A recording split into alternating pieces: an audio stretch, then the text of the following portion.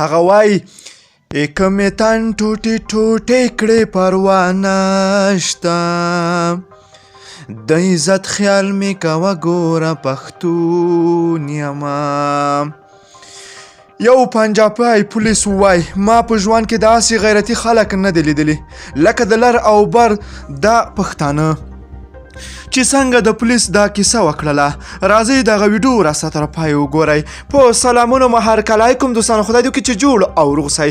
د مطلب د شیر کېدو نه مخکې دغه ویډیو راسره تر پای وګورئ چې آیا یو پنجابي پولیس څنګه خپله وینا کړې ده. پښتانه ډېر مینه ناک خلک دي. کله چې ما ولیدل د تورخم دروازه کې د یوې ناروغې ماشومې کائنات پلار ته د پاکستان ویزې د نه درلودلو له امله اجازه ورنه کړل شوه چې خپله ناروغه لور پاکستان ته د درملنې لپاره بوځي. هغه ډیر مایوسه او خواشینی شو ځکه چې یو خوا د لور سخته ناروغي بلې خوا د ویزې نشتون سړی مایوسه کوي. لو څو شېبې وروسته د کائنات پلار پریکړه وکړه او خپله کوچنۍ شهزادګۍ کائنات یو بل پردي سړي ته په لاس کې ورکړه چې پاکستان ته یې بوځي او هلته یې درملنه وکړي. هغه بیګانه سړي ته یې وویل که لور مې ښه شوه خو په یو طریقه یې بیرته راکړه او که مړه شوه نو په پاکستان کې خاوره ته وسپاره. په دې خبره د پښتونخوا نه تر کراچۍ پورې د خلکو په وینه کې رحم پیدا شو او له کائنات سره د همدردۍ په موخه روغتون ته ورغلل. اوس مهال کائنات د خیبر پښتونخوا په یو قیمتي روغتون کې تر درملنې لاندې ده.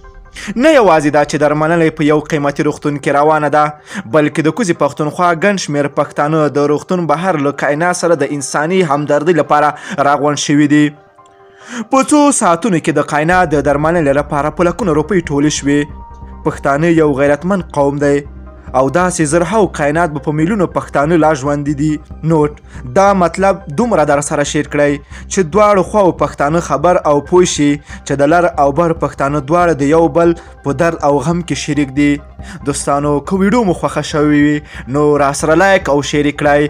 که غواړئ له تازه او دقیقو معلوماتو خبر شئ نو د لمر پریس یوټیوب چینل حتما د سره سبسکرایب کړئ. نور مو په پاک رب سپارم. الله مو مل شه. ښه وخت درته غواړم.